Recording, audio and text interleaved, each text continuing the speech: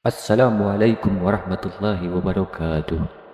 Dalam pembahasan kali ini kita akan membahas tentang para pengkhianat-pengkhianat Nabi dalam sejarah Islam, yaitu kisah pemuda yang wajahnya diubah mirip dengan Nabi Isa yang tewas dibunuh dan disalib.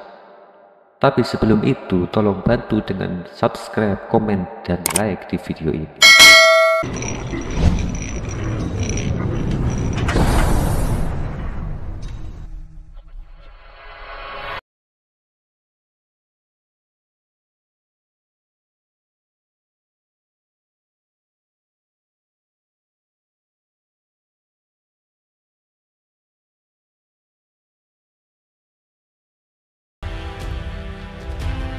Perjuangan para nabi untuk menyebarkan agama Islam tentu tidak pernah mudah. Para nabi utusan Allah tersebut harus menghadapi berbagai cobaan, mulai dari kerabat yang menentang, orang-orang yang mengaku Tuhan, musuh-musuh yang sulit ditaklukkan, hingga yang tak kalah buruk adalah para pengkhianat. Terdapat sederet nama yang dinobatkan sebagai pengkhianat nabi terburuk dalam sejarah Islam. Mereka bukan mendekati para nabi hanya untuk menghancurkan penyebaran agama dari dalam.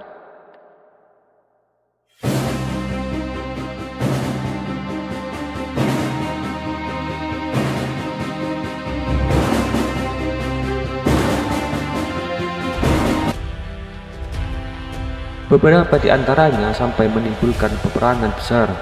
Lantas siapa saja mereka para pengkhianat Nabi sepanjang sejarah Islam ini? Salah satunya yakni Yudas Iskariot. Mayoritas orang mungkin ingat dengan kisah Yudas Iskariot. Kala itu ia disebut telah mengkhianati Nabi Isa. Lantas sebenarnya siapakah dia?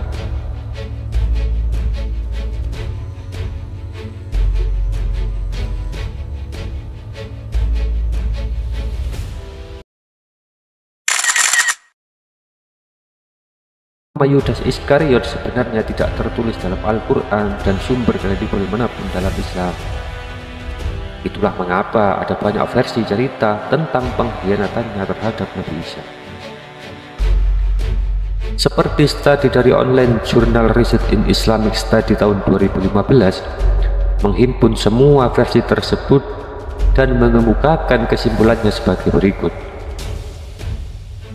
Seperti yang kita ketahui, Nabi Isa memiliki begitu banyak mukjizat dari Allah Subhanahu wa Ta'ala. Ia bahkan bisa menyembuhkan berbagai penyakit, hidupkan burung dari tanah liat, dan lain-lain. Bersamaan dengan itu, Nabi Isa lalu mengajak kaum Bani Israel yang beragama Yahudi untuk mengimani agama Allah Subhanahu wa Ta'ala. Namun mereka tidak terima dan marah kepadanya.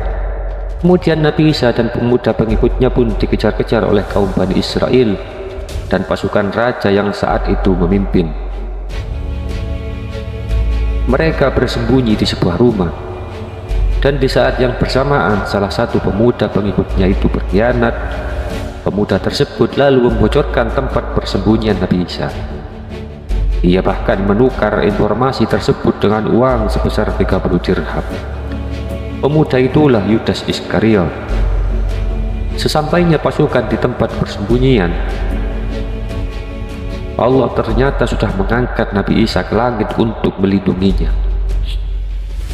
Selain itu, Allah lantas membuat Yudas yang berkhianat diubah wajah, penampilan, hingga suaranya agar mirip dengan Nabi Isa. Pasukan lalu mengira dia adalah Nabi Isa, hingga akhirnya Yudas dibunuh dan disalib. Umat Islam pun meyakini Nabi Isa tidak mati dan tidak pula disalib. Salah satu pengikutnya yang berkhianatlah yang menjalani hukuman tersebut saat seorang berwajah Nabi Isa disalib hingga mati itu. Yahudi berkata dengan sombongnya, hingga perkataan tersebut diabadikan dalam Al-Quran, "Sesungguhnya kami telah membunuh Isa putra Maryam, yaitu utusan Allah." Quran Surat An-Nisa ayat 157. Padahal sebelumnya saat pengepungan kediaman Nabi Isa, mereka meragukan sendiri apa yang telah mereka rencanakan. Saat menangkap seorang berwajah Isa itu, para Yahudi menghitung orang-orang yang keluar dari kediamannya.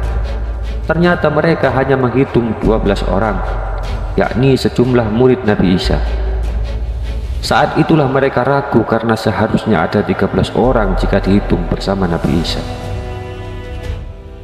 Alhasil, mereka ragu-ragu dengan orang yang ditangkap apakah benar-benar Nabi Isa atau bukan.